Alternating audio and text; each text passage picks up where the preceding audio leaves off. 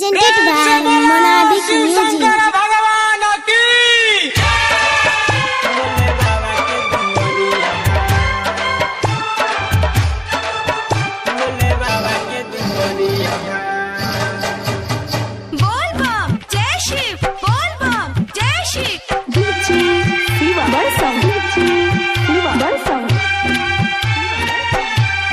Rimjim Recording Studio, Samri Bhaktiyarpur.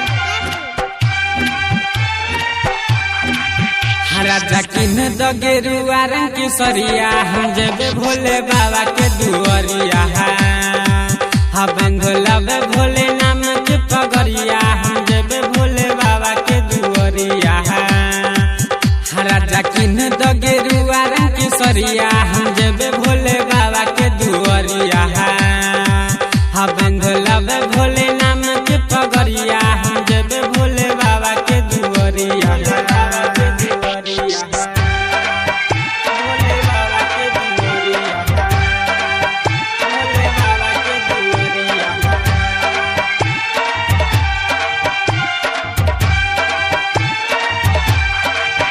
राजा किन द गेरुआ रंग की सरिया हम जेबे भोले बाबा के दुआरिया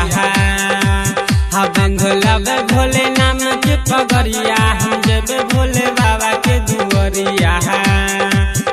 राजा किन द गेरुआ रंग की सरिया हम जेबे भोले बाबा के दुआरिया हा बंधुलबे भोले नाम के पगरिया